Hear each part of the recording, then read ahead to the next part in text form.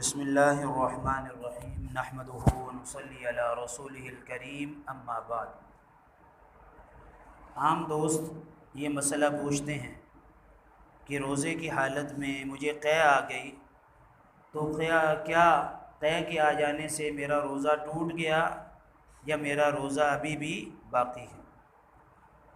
عام طور پر یہ سمجھا جاتا ہے کہ قے آنے سے روزہ ٹوٹ جاتا ہے، جبکہ میرے دوستوں مسئلہ جو ہے اسے سمجھنے کی ضرورت ہے۔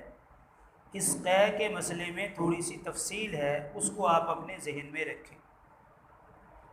قے تھوڑی سی آ جائے یا قے منہ بھر کر آئے، یعنی اس کی مقدار بھی زیادہ ہو اور وہ روکنے سے رک نہ سکے، اس کو کہتے ہیں کہ منہ بھر کے قے آنا، جو روکنے سے رک ہی نہ سکے۔ اتنی شدید قے آئی کہ روکنے سے رک نہیں سکتی، اسے کہتے ہیں منہ بھر کے قے آنا۔ تو قے اگرچہ تھوڑی آئے یا منہ بھر کر آئے، اس سے روزہ نہیں ٹوٹتا۔ کس قے کے آنے سے روزہ ٹوٹتا ہے؟ اس قے کے آنے سے روزہ ٹوٹتا ہے جو خود بخود لائی جائے اور وہ قے منہ بھر کے ہو۔ ایک آدمی نے خود کوشش کر کے گلے میں انگلیاں مار کے قے کی اور وہ قے بھی منہ بھر کے تھی، تو اس قے کے آنے سے روزہ ٹوٹتا ہے۔ اور اگر ایک آدمی نے کوشش کی قے کرنے کی لیکن اسے تھوڑی سی قے آئی، منہ بھر کے قے نہیں آئی، تو اس آدمی کا بھی روزہ نہیں ٹوٹا، اگرچہ اس نے خود کوشش کر کے قے کی ہے۔ روزہ اس قے سے ٹوٹتا ہے جو خود بخود اپنی کوشش سے کی ہو اور وہ قے بھی منہ بھر کے ہو۔ اب اگلی بات اسے سمجھے۔ ہمیں عام طور پر سحری کا کھانا کھانے کے بعد ہلکا سا ڈکار آتا ہے، اور ہلکے سے ڈکار کے ساتھ گلے میں کچھ نہ کچھ پانی، کچھ نہ کچھ تھوڑا بہت جو خوراک کا اثر ہوتا ہے وہ گلے میں آتا ہے، اور پھر وہ خود ہی خود واپس چلا جاتا ہے۔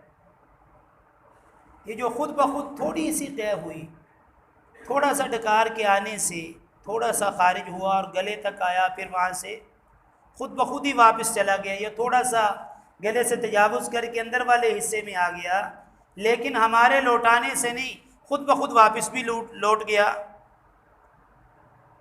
تو اس سے بھی روزہ نہیں ٹوٹتا، اس سے بھی روزہ نہیں ٹوٹتا۔ اور یہ عام طور پر ہمیں روزہ رکھنے کے بعد پیٹ بھرا ہوتا ہے تو اچانک سے ایسے ہو جاتا ہے۔ ایک آدمی کو قے آئی لیکن وہ قے منہ بھر کے نہیں تھی، قے منہ بھر کے نہیں تھی، تھوڑی سی آئی ہے، خود بخود ہی واپس چلی گئی ہے، تو اس قے کے واپس لوٹنے سے بھی روزہ نہیں ٹوٹتا۔ باقی جو منہ کے اندر کچھ لگ گیا ہے، کچھ ذرات آ گئے، اسے کلی کر کے خارج کر دیں۔ قے منہ بھر کر آئی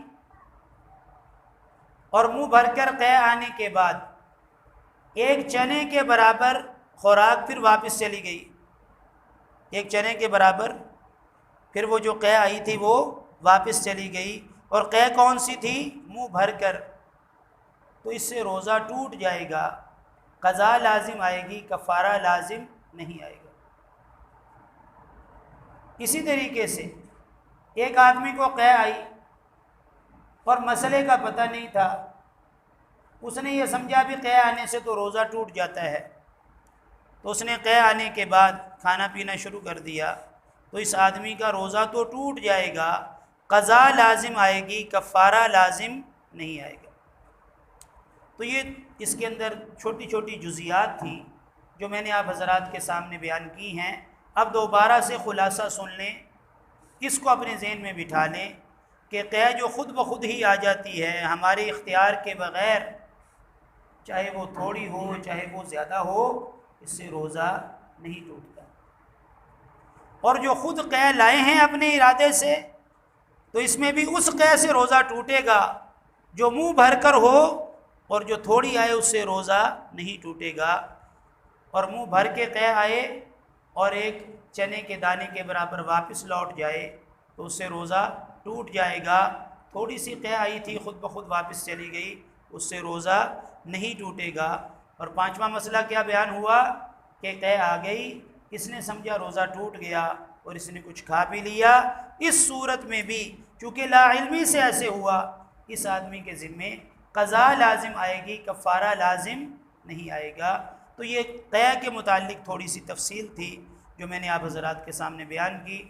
دعا ہے کہ اللہ تعالی ہمیں پوری شریعت پر عمل کرنے کی توفیق عطا فرمائے۔ وما علینا الا البلاغ۔